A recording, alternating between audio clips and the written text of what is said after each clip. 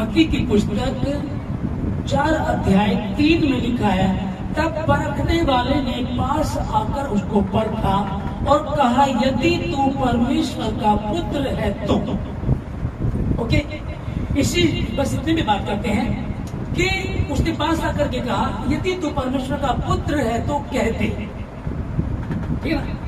आज भी बहुत सारे लोगों के साथ ऐसा होता है कि जब कोई प्रॉब्लम आती है तो आपके पड़ोसी हैं, दोस्त हैं, रिश्तेदार हैं, कई बार आपको इस तरह की बातों को वो ये देखते हैं, कभी फिसले, कभी प्रॉब्लम में आए, कब हम इससे बात करें, कब हम इसको कुछ कहें, बहुत ज्यादा उस तरह की बातों को ढूंढते हैं। और जब उनको मिल जाता तो वो आपके पास आकर के यही बोलते हैं, हाँ तुम तो चर्च जाने लगे हो, तुम तो प्रार्थना करने लगे हो, फिर तुम्हारा क्यों भला नहीं हो रहा है, क्यों ठीक नहीं हो रहे हो।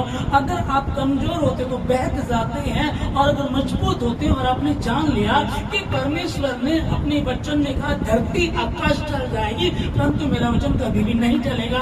और उसी ने कहा, हे मेरे भाइयों, हे मेरी बहनों, मसीह में दृढ़ और अटल रहो, क्योंकि मसीह में तुम्हारा परिश्रम व्यर्थ नहीं है। और जिस किसी ने उस पर विश्वास किया है उसने उन सबों को परमेश्वर की संतान होने का अधिकार दिया। इतिहास उठा लो कि जिन्होंने यीशु मसीह पर विश्वास किया है वो लज्जित नहीं हुए। आप इंजीनियर बनना चाहते हैं, डॉक्टर अपने बच्चों को बनाना चाहते हैं, और थोड़ी सी पढ़ाई करने के बाद आप कहने लगो, ना ना मैं नहीं कर पाऊंगी, ये तो ये नहीं हो पाएगा। कैसा होता है? जब ये नहीं होता है, बच्चे 16-16 घंटे पढ़ते हैं, हर दिन 16 घंटे पढ़ाई करके तब जाकर के उस चीज को पाते हैं। और वो कब मिलेगी? पहले पढ़ाई करेंगे, फिर वो ट्रेनिंग करेंगे, वो फिर जाकर के उसको मजबूत होंगे। जब डॉक्टर की ट्रेनिंग करेंगे तब जाकर के इंजीनियर की, तब वो बन पाएंगे, उससे पहले तो नहीं हो पाएगा। और यहाँ आते हैं और आते ही सोचते हैं तुरंत काम हो जाए, जबकि ऐसा नहीं परमेश्वर कर सकता है। परमेश्वर के लिए कुछ भी असंभव नहीं है। लेकिन बात आती है तो यहाँ यीशु मसीह से बात करने लगा, कहता है कि यदि तू परमेश्वर का पुत्र है तो।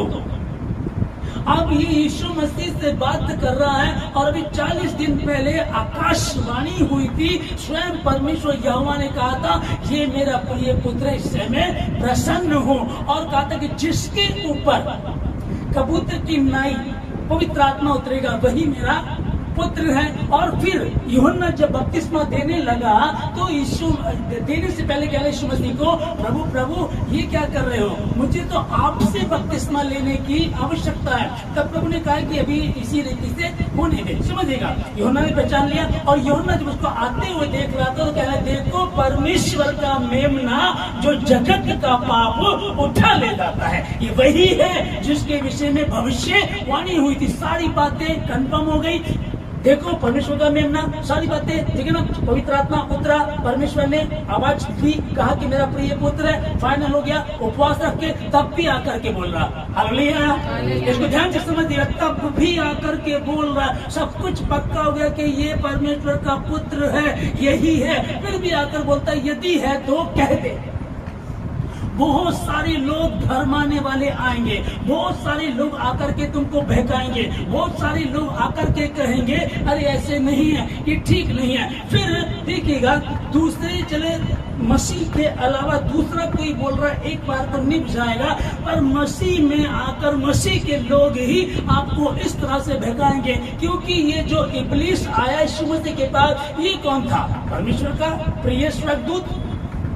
परमेश्वर का प्रिय स्वर्गदूत था, इसका मतलब ये भी क्रिश्चियन ही है, ये भी उसी कौम का है। और ये आकर के जब शैतान बना, ये ऐसी हरकतें करने लगा। और आज भी बहुत सारे लोग मसीह में ऐसे होंगे जो आपको आकर कहें जो तुम्हारा बपतिस्मा हुआ है वो ठीक नहीं है, आपको दोबारा बपतिस्मा लेना पड़ेगा। अभी हाल ही में फ्राइडे को मेरे फास्टिंग थी, मेरी 3 दिन का, सिर्फ थोड़े से पानी पे था मैं, और 3 दिन बहुत अच्छे रहे प्रभु की दया से। शाम को तीसरे दिन जब मैं प्रेयर कर रहा था, मेरे फास्ट पूरे हुए, उसके बाद एक कॉल आती है किसी पास्टर की, तो किसी कोई मेरे जानने वाले उनके पास वो आए हुए थे। मैंने कहा ठीक है, मेरे उपवास भी पूरे हुए हैं और एक प्रभु का सेवक घर आ रहा, तो कोई बात नहीं, आने दे। जब वो आया उससे बात होने लगी तो बड़े जोश में आया था। आई एम फ्रॉम तमिलनाडु, मैं एरोप्लेन से आता हूँ, एरोप्लेन से जाता हूँ, 24 साल मुझे सेवा में हो गए, प्रवासी थे आपको। फिर उन्हें ऐसी बातें करनी शुरू कर दी कि ये जो बपतिस्मा लिया है और पिता पुत्र पवित्र आत्मा के नाम से जो लोग बपतिस्मा दे रहे ठीक नहीं है, इस तरह की बातें करने लगा। फिर कहता है कि कलीसिया अगर बढ़ानी है तो मैं प्रार्थना करता हूँ कि कलीसिया बढ़ेगी। बस आपको क्या करना है, एक गिलास में पानी लेना टंकी से और उसको अपने चर्च में और बाजू बाजू छिड़क देना, कलीसिया बढ़ जाएगी। हमने बात की वचन कहाँ है, वचन बता दीजिएगा, तो नहीं बता पाया। समझिएगा मैं क्या कह रहा हूँ आप लोगों को कि परमेश्वर का धन्यवाद कि परमेश्वर ने बुद्धि दी है। करण मेरा भतीजा, हम साथ बैठे हुए थे तो बहुत बातें कर रहा था। अब देखिए कि वो आया, आई एम फ्रॉम तमिलनाडु, मैं एरोप्लेन से आता हूँ, एरोप्लेन से जाता हूँ, तो उससे प्रभु के सेवक होने का क्या मतलब। चोर डाकू कितने ही हैं, दाऊद इब्राहिम तो मैं कहूँ एरोप्लेन के अलावा किसी से जाता ही नहीं होगा, है ना। तो इससे तो कोई मतलब नहीं है। मतलब सेवक, और सेवक से मतलब है जो हमारे भारत देश के साधु सुंदर सिंह जी थे, उस समय के लाखपति लोग थे, ना अमीर थे बहुत ज्यादा, ना शादी की और सब कुछ छोड़ करके नंगे पांव चला करते थे, और संत का एक जोड़ा पहन लिया, नंगे पांव चला करते थे। अब क्या वो सब वो नहीं थे, और इतिहास रच दिया उन्होंने। नंगे पांव तिब्बत गए और यहाँ तक चाइना तक गए, सुसमाचार सुनाते चले, नंगे पैर पैदल चलते चले गए। तो हमको इससे तो मतलब नहीं कि एरोप्लेन में जा रहे कैसे जा रहे, तो लोग आकर के तुम्हें घुमा करके बात करेंगे, इस तरह से बात करेंगे और कहना चाहेंगे नहीं ऐसे नहीं ऐसे है। हमने जब कर्म बात करने लगा, करने का जिसे आप बताइए गहरा वचन में कहा लिखा है, तो वो नहीं बता पाया, ठीक है। तो मैं अभी क्या कहना चाहूँ आप लोगों से, आज ऐसे बहुत सारे लोग हैं। पहले सेशन में मैं बात कर रहा था, एक जगह में जाता हूँ तो वहाँ के कुछ लोग हैं, उनको वो चर्च में किसी में जाते हैं, लेकिन ऑनलाइन किसी और की मीटिंग लेते हैं। फिर वो लोग साल में एक बार उनको घुमाते हैं, 10-15 दिन तक के लिए घुमाने लेकर जाते हैं। टोटल पैसा वही खर्च करते हैं, 10, 15, 20 हजार रुपए खर्च होता होगा एक बंदे पर, ये लोग जाते हैं। तो समझिएगा हम अपने आप को बेच देते हैं। आप ऑलरेडी एक चर्च जा रहे हैं तो तुम्हें दूसरी जगह जाने की जरूरत क्या। यदि आपको सही नहीं लग रहा तो इसको छोड़ के वहां चले जाइएगा। लेकिन यदि आपको पता है कि बाइबल क्या बता रही, यदि संभव हो तो, और मसीह में मसीहियों के विरोधी उनके घर ही के होंगे, घर ही के मतलब फैमिली के नहीं, घर के तो होगा ना, क्रिश्चियन भी तो वो लोग ऐसे आएंगे और यदि हो सके, यदि संभव हो तो चुने हो को भी भरमा देंगे, है ना। यहाँ प्रभु यीशु मसीह से कहता है कि क्या वाक्य ही पढ़ेंगे, ये शैतान आता है और हवा से बात करके कहता है कि क्या सच है कि परमेश्वर ने वाटिका के फल को खाने के लिए मना किया। देखिए इसने चाल चली और घुमा करके बात कर रहा है, डायरेक्ट बात नहीं कर रहा है, इसने सीधी सीधी बात नहीं की। ये जानता है कि परमेश्वर ने वाटिका के बीच में भले और बुरे के ज्ञान का जो वृक्ष है उसको मना किया है, और ये समझता है। लेकिन ये जब गया तो इसने पहले बात शुरू की, एक क्या वाकई मना किया है, तब हवा खुद शुरू हो गई। नहीं, वाटिका के सब वृक्ष के फल को हम खा सकते हैं, परंतु वाटिका के बीच में भले और बुरे के ज्ञान का एक वृक्ष है जिसके फल को हमको नहीं खाना है। परमेश्वर ने कहा जिस दिन तुम खाओगे उस दिन निश्चय मर जाओगे। तब यहाँ से फिर शुरू किया सेकंड स्टेप। विरोधी ने, शैतान ने, विद्रोह करने वाले ने, जो तुमको बहकाना चाहता है, तुमको मसीह के ट्रैक से हटाना चाहता है, तुम जो स्वर्ग की ट्रेन में बैठे हो, तुमको उस ट्रेन से निकाल करके वापिस उसी नर्क की ट्रेन में बिठाना चाहता है। और वो यहाँ यही उसने किया। कहता है नहीं, गलत बात है। परमेश्वर ने इसलिए मना किया क्योंकि वो जानता है कि जिस दिन तुम उसका फल खाओगे उस दिन परमेश्वर के तुल्य हो जाओगे, तुम परमेश्वर के समान में बन जाओगे। खुद भी परमेश्वर के समान बनना चाह रहा था ये। इसको क्यों फेंका गया था ऊपर से, स्वर्ग से क्यों फेंका गया था? क्योंकि कहते हैं मैं परमेश्वर से ऊंचा तख्त बनाऊंगा, मैं परमेश्वर से ऊंचा बनूंगा, और उसको जमीन पर कूड़े की कचड़े की तरह जमीन पर फेंक दिया गया। लेकिन ये वहां के बाद सीधा कहाँ पहुंचा?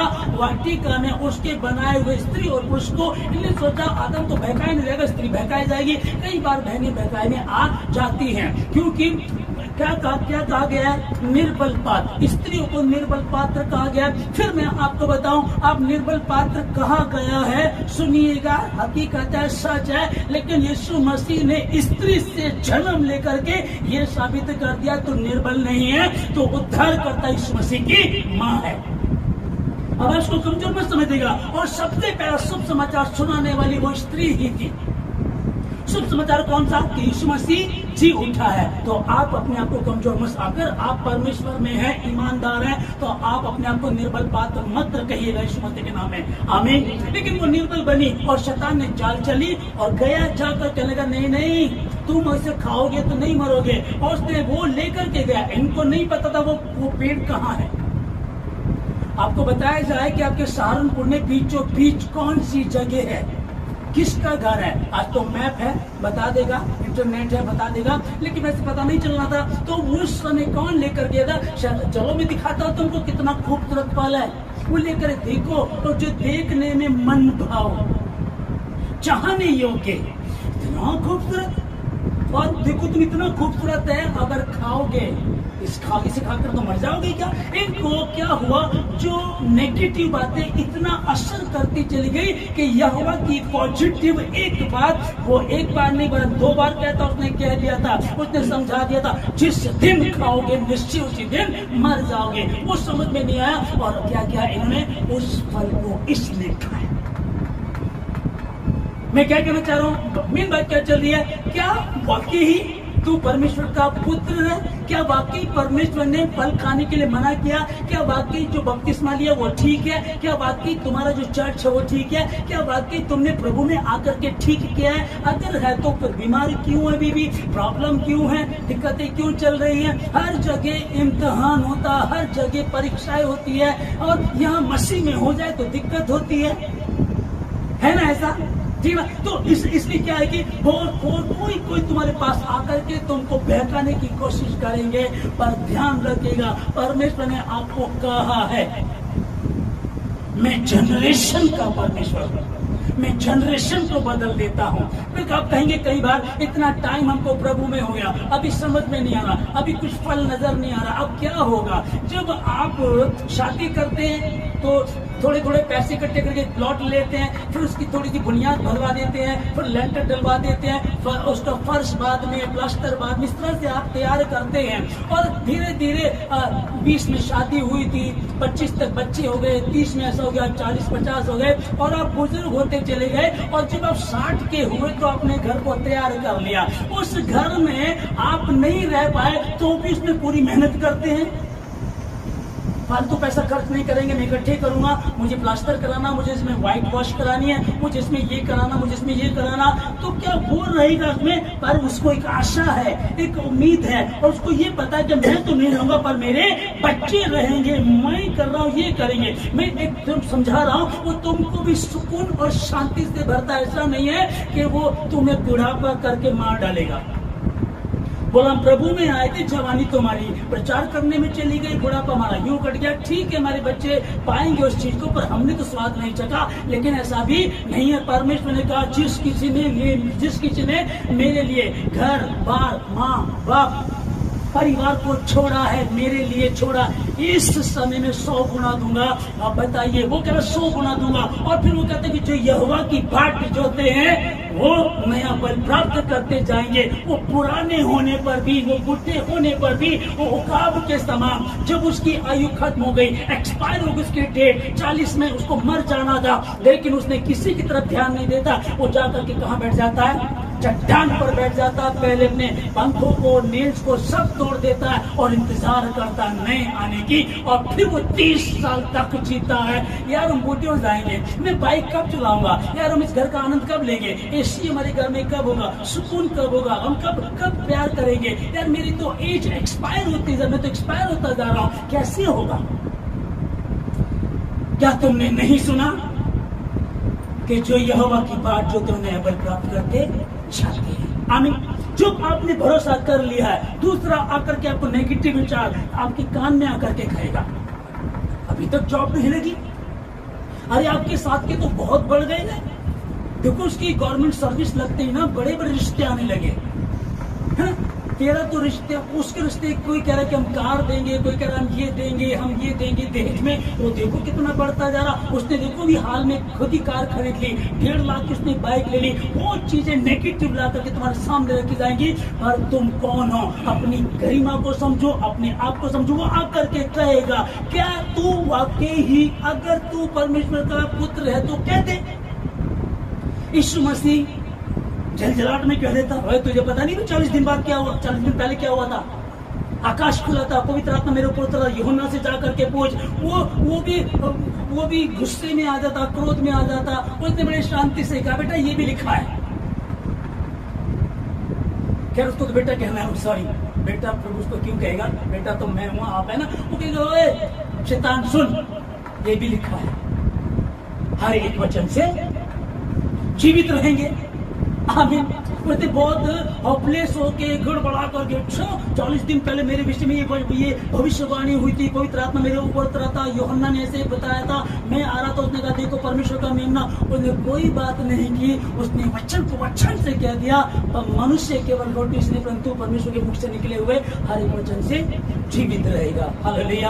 अब ये शैतान आकर के उससे बात करता है, कहता है कि क्या वाकई ही तुम वाटिका के किसी भी फल को नहीं खा सकते? यहाँ से शुरू किया। और हव्वा मूर्ख है, संगति किसकी कर रही है? ज्योति की संतान हो, अंधकार के साथ क्यों बैठे हो? जब आपको ये लग गया ये सही बंदा नहीं है, ये सही औरत, सही दोस्त के योग्य नहीं है, आप क्यों दोस्ती कर रहे हैं? क्यों उससे बात कर रहे हैं? जब कुछ भी गड़बड़ बड़ा होना होता, शुरुआत तो वहीं से होती है ना।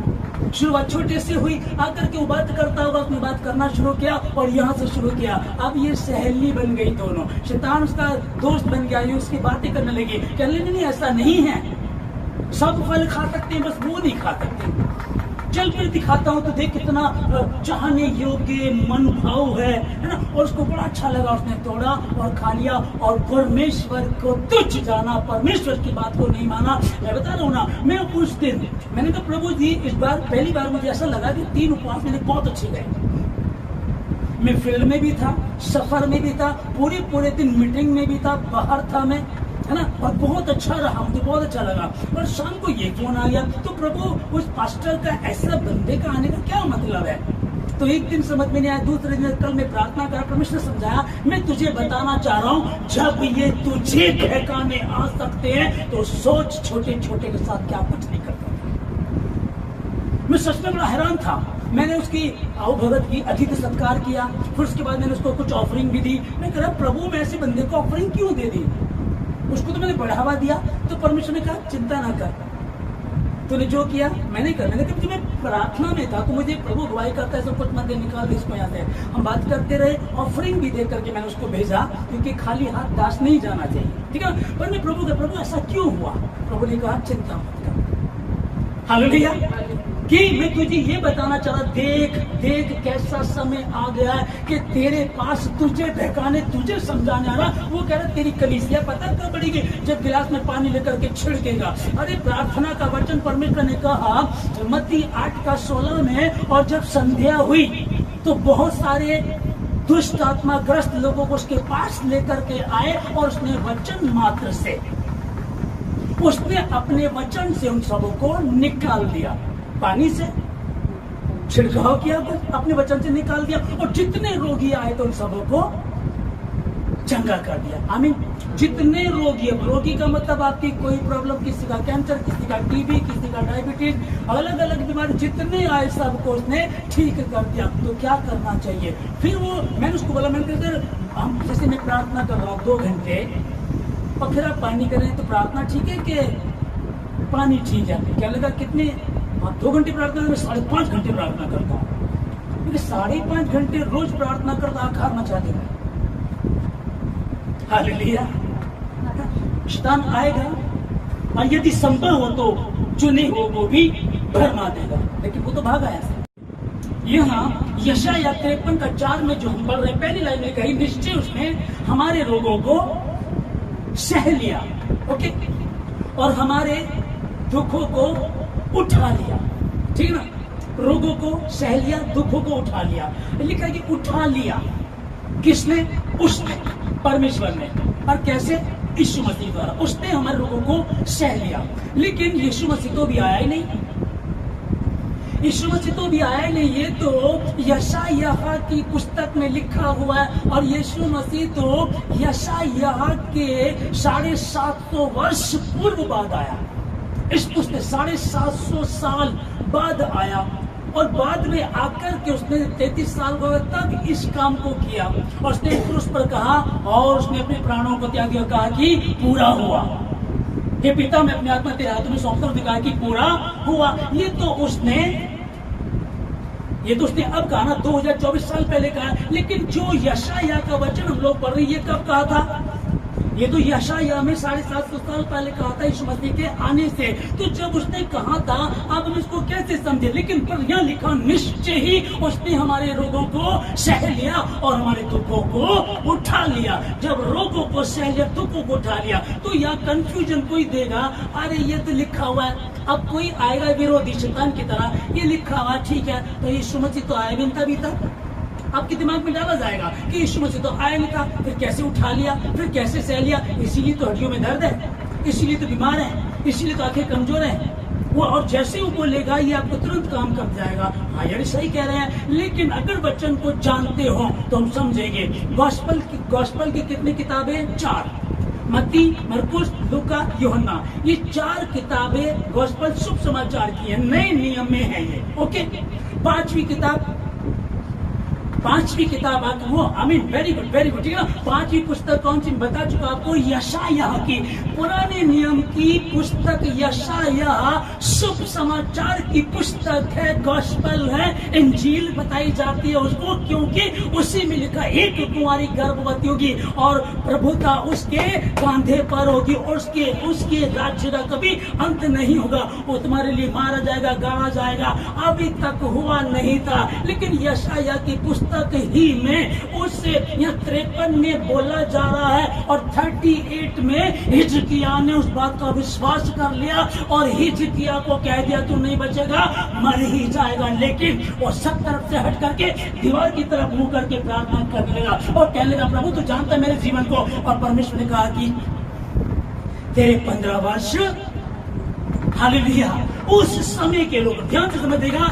अभी तक यीशु मसीह नहीं आया, कोई बात नहीं है, फिर हम कैसे विश्वास करेंगे?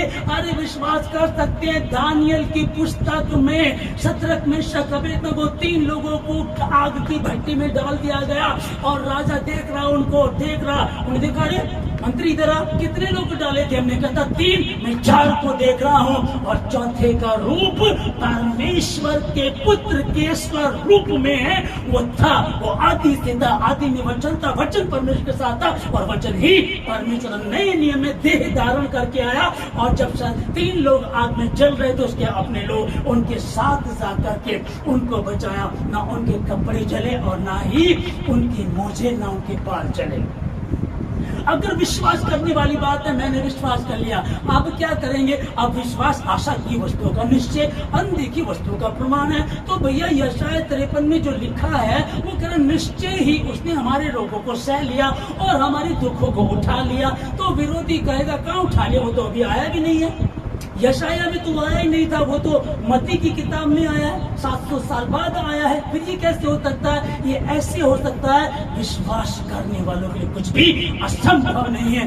यहोवा वही है, उसी ने, आओ हम आपस में, आओ हम मिलकर के मनुष्य को अपनी समानता में, आओ हम मनुष्य को अपनी समानता में बनाए। तो कौन आओ? पिता, पुत्र, पवित्र आत्मा, तीनों मिले होंगे।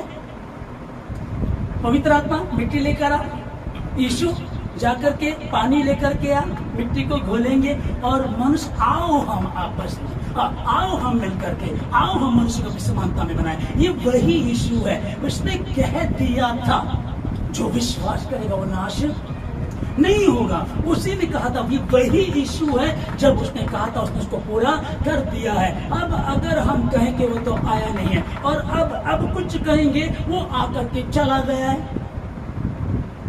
हाल ही में विवेक के पापा एक है, पहले सेशन में आते हैं, उन्होंने क्या कहा? लास्ट वीक मेरी बात चल रही थी कि अब्राहम परमेश्वर का दोस्त गिना गया, वचन चल रहा था, जो लास्ट वीक वचन दिया गया संडे को। तो कहने लगे ये पूरा हो गया कि होने वाला है। मैंने बोला आप बताइएगा। कह रहा ये जब पूरा होगा जब यीशु मसीह आएगा। कारण पता क्या है, वो लोग ऐसी संगति में जुड़ गए हैं जो अब उनको उल्टी शिक्षा दे रहे हैं। समझिएगा ध्यान से, ऑनलाइन दूसरों के साथ हैं, दूसरों की सुन रहे हैं, दूसरों के साथ लगे हुए हैं। अब उनको पता भाई साल में जून का महीना आएगा और जून के महीने में 15 दिन के लिए हम घूमने जाएंगे। आने का किराया, जाने का किराया, खाना पीना, आप घर में भी ऐसा खा नहीं सकते, आपके घर भी इतने खूबसूरत नहीं होंगे जैसे वो आपको ठहराते हैं। वो बताया मुझे एक भाई ने कि भाई ऐसा ऐसा वहां होता है ना। अब समझिएगा चीज को। वो क्या कह रहे हैं कि उन्होंने कहा नहीं ये जो सब लिखा हुआ ना ये तब पूरा होगा जब यीशु मसीह आएगा। जब वो आएगा तब पूरा होगा। तो बस दर्द से कराते रहो, फिर लंगड़े बने रहो, अंधे बने रहो, लूले बने रहो, फिर बीमार बने रहो, जाएगा नहीं। अरे यीशु मसीह आया, समझिएगा। उन्होंने कहा यीशु मसीह जब आएगा तब पूरा होगा। और यीशु मसीह जब आ गया था, पैदा हुआ था और अपने काम करना शुरू किया, क्या करना शुरू किया उसने? अंधे ठीक हो गए, लंगड़े ठीक हो गए, जय इलाज बीमारियां ठीक होती चली गई यीशु मसीह से। और उसके नाम से हम करते हैं। यीशु मसीह से होती चली गई। चेलों को बोला जाओ जाकर के सुसमाचार प्रचार करो और क्या कहना, मन फिराओ क्योंकि स्वर्ग का राज्य निकट आया। और फिर क्या कहा उसने? बीमारों को चंगा करो, कोढ़ियों को शुद्ध करो, कोढ़ियों को शुद्ध करो, मरे हुओं को जिलाओ। आमीन। तो वो कह रहे कि जब यीशु मसीह का तब होगा। तो वो मैं कह रहा हूं आप लोगों को कि ऐसे लोग आपके पास आएंगे, आकर के आपको कहेंगे क्योंकि शैतान झूठा है, झूठ का पिता। वो आरंभ ही से यूहन्ना 8:44 में आप लोग पढ़ेंगे, लिखा कि वो शैतान आरंभ ही से झूठा है, झूठ का पिता है। और वो जब बोलता है तो अपने ही स्वभाव से बोलता है। और उसका स्वभाव क्या है? झूठ बोलना। वो ऐसे करता है और चाहता है कि कितनों को जो मसीह में। इसीलिए परमेश्वर ने कहा था, ध्यान से सुन लेना। उसने नए नियम में आकर के कहने लगा, यीशु मसीह ने कहा कि यूहन्ना बपतिस्मा देने वाले के दिनों से लेकर अब तक स्वर्ग के राज्य में बलपूर्वक प्रवेश होता रहा है और बलवान उसे छीन लेते हैं। मसीह के बलवान उपवास करने वाले, प्रार्थना करने वाले, परमेश्वर के प्रति ईमानदार, प्रभु तो आशीष दे चाहे ना दे, मैं अड़ी हूँ, खड़ी हूँ, तेरे समीप रहूंगी। और ऐसा हो ही नहीं सकता आप ऐसा कहें और वो आपको खत्म कर दे। एक दिन आपके मोहल्ले वाले, आपके पड़ोसी गए थे, 1 साल के ये हाल हुआ यीशु मसीह को मानने का। ऐसा हुई अगर आप ईमानदार, ऐसा हो नहीं सकता क्योंकि उसका फायदा है वो उसके कोड़े खाने से हम चंगे हो जाएं। उसने हमारे रोगों को सह लिया, हमारे दुखों को उठा लिया। अगर उठा लिया तो ध्यान से सुन लीजिएगा, हर सुनने वाला ध्यान दीजिएगा। उठा लिए, अगर उसने ले लिए तो आपके पास नहीं रहने चाहिए, और यदि आपके पास है तो फिर उसने नहीं लिए। कारण क्या है? 2 कारण है। या उसने लिए, आपने गलती की, वो वापिस आ गई। दुष्ट आत्मा जब किसी में से निकलती है तो जगह ढूंढती फिरती है, नहीं पाती, फिर वो वापिस आती है, देखती है तो बहुत सुंदर लग रहा है तो वो औरों को भी लेकर आती है। तब उस घर की, उस व्यक्ति की हालत पहले से भी ज्यादा बदतर हो जाती है। जब आप उपवास में, प्रार्थना में खुदा के प्रति ईमानदार हैं, आप प्रार्थना करते हैं, खुदा मैं तेरी, तू मेरा, मैं तेरा प्रभु, मैं मिट्टी हूँ, आपको महार है हमें। जब आप ऐसे कहेंगे, वही परमेश्वर जो दानियल को शेरों के मान में बचाने के लिए आया था, वही परमेश्वर जिसने साबित किया चौथे का रूप तो परमेश्वर के पुत्र के स्वरूप में है। और ये हुआ जो उनको आग में फेंक गए थे वो जल मरे और जो आग में पड़े थे उनका बाल भी तक नहीं जला। और यीशु मसीह उनके साथ वहां भी था। वो कल था जब तक वो देह धारण करके नहीं आया था। वहां पुराने नियम में यहाँ लिखा हुआ है, दानियल 3 अध्याय में, और नए नियम में तो वो आ चुका है। और मारा गया, गाड़ा गया, 30 दिन मुर्दों में से जी उठा, और जी उठने के बाद वो 40 दिन तक यहाँ रहा। उसके बाद वो कहाँ चला गया? स्वर्ग में। उसने क्या कहा? मैं तुम्हें अनाथ एक सहायक दूंगा जो मेरे ही जैसा। हालेलुया। पवित्र आत्मा उसने दिया। मांगो, ढूंढो, पाओ, दीनता से रहो। और जब तुझे प्रार्थना करना नहीं आएगा ना, जब तुम सोचोगे मैं कैसे प्रार्थना करूं, बच्चा बिगड़ रहा है, पत्नी सुन नहीं रही, पति सुन नहीं रहा है, बेहाल है, लोगों की सुन करके घर का हाल बुरा है, बिजनेस नहीं चल रहा, नौकरी फ्लॉप, कुछ नहीं हो पा रहा, क्या करे समझ में नहीं आ रहा, उसकी शरण में आ जाना, आपके आंसू भी नहीं निकलेंगे, आप पड़े हुए हैं। एक थी याजक के पास बैठी है हन्ना, और एली याजक कहने लगा, तू सुबह सुबह पीकर आ गई? नहीं मेरे प्रभु, सताई जाने के कारण मैं दुखी हूं। वो बोलती थी, होठ तो हिलते थे पर कुछ शब्द ना निकलता था। जब हमें समझ में ना आए कि प्रार्थना कैसे करनी है, तब वो पवित्र आत्मा ऐसी आहें भर भर के, रो करके, ऐसी आहें भर भर के प्रार्थना करता है जो बयान से बाहर है, और परमेश्वर की इच्छा के अनुसार। हालेलुया। आत्मा को जानता है, आत्मा को जानता है, पवित्र आत्मा हमारी आत्मा को जानता है कि आत्मा की मनसा क्या है। आत्मा की मनसा क्या, मेरी नहीं, आत्मा को जानता है कि आत्मा की मनसा है। तब वो परमेश्वर की इच्छा के अनुसार प्रार्थना करता है, और ऐसे प्रार्थना करता जो बयान से बाहर है। हन्ना रो रही थी, एली याजक की भी समझ में नहीं आया था। एली याजक ने कहा होगा, सॉरी मुझसे गलती हो गई, जा। परमेश्वर ने मुंह मांगा पड़ते। यहाँ पौलुस 2 कुरिन्थियों 11 में लिख रहा है, परंतु मैं डरता हूं कि जैसे सांप ने स्त्री को बहकाया, वैसे ही कहीं वो तुमको भी ना बहकाए, कि तुम जो सीधाई में चल रहे हो और पवित्रता में चल रहे हो, तुमको भी कहीं बहका ना दे, क्योंकि वो आरंभ ही से झूठा है, और वो इसी ताक में रहता कि किसको फाड़ खाए। और आगे पहला थिस्सलुनीकियों 3:5 में लिखा यहाँ, इस कारण जब मुझसे और न रह गया तो मैं तुम्हारे विश्वास को चेक करने के लिए तुम्हारे पास आ गया, क्योंकि शैतान इसी ताक में है कि किसको फाड़ खाए। वो तुम्हारे पास आएगा, और जैसे कि यीशु मसीह ने कहा था कि यदि संभव हो तो वो चुने हुओं को भी भरमा देगा। इसलिए वो जब यीशु मसीह के पास आकर के कह रहा है, क्या वाकई ही यदि तू परमेश्वर का पुत्र है तो कह दे, और ये हव्वा को जाकर के बोलता है क्या वाकई कहाँ है, ओके, और वो कह लेकिन नहीं ऐसा नहीं है, तो उसने बहकाया, वो बहक गए, पर यीशु मसीह सिद्ध था और इसने उसको जवाब दिया। और ये शैतान एक दिन अय्यूब की पुस्तक में लिखा है, परमेश्वर को भी धोखा देने के लिए पहुंचा, स्वर्गदूत का रूप धारण करके बीच में बैठ गया, और यहोवा ने कहा, शैतान तो कहां से आया है, जिसने यहोवा को भी चखमा देना चाहा, जो यीशु मसीह की परीक्षा लेने के लिए आ गया, जिसने सिर्फ स्त्री और पुरुष को बहका दिया और उनके द्वारा पाप जगत में आया। सोचो हम हैं क्या? कहते हैं ना तुम किस खेत की मूली हो, लेकिन अपने आप को ये नहीं कहना कि किस खेत की मूली हूँ, मैं यीशु की हूँ, मैं यीशु का हूँ। और फिलिप्पियों 4:13 में पौलुस कहता है, जो मुझे सामर्थ्य देता है उसमें मैं सब कुछ कर सकता हूँ, उसमें सब कुछ कर सकती हूँ। मैं यीशु मसीह के नाम में सबको आशीष देता हूँ। हर भरम आने वाली दुष्ट शक्ति से आप लड़ सकते। ऐसा नहीं होगा कि वो नहीं आएंगे, इम्तिहान होगा, वो आएंगे, उलझाने की कोशिश करेंगे, पर यीशु मसीह के नाम में तुम वचन से परिपूर्ण हो जाओ, और यीशु मसीह की तरह वचन से जवाब दे सको कि ये भी लिखा है, ये भी लिखा है कि मनुष्य केवल रोटी से परंतु परमेश्वर के मुख से निकलने वाले हर एक वचन से जीवित रहेगा। आशीष के परमेश्वर के नाम में जितने ऑनलाइन सुन रहे, जितने भवन में, मैं सबको आशीष देते, हमारे भवन के आसपास इन सबको आशीष देता हूँ यीशु मसीह के नाम में। आप बड़े यीशु मसीह के नाम में खुदावंद आपके साथ हो, खुदावंद आपके साथ हो, पिता पुत्र पवित्र आत्मा आपके साथ हो। यीशु मसीह के नाम से प्रार्थना करते हैं, आमीन।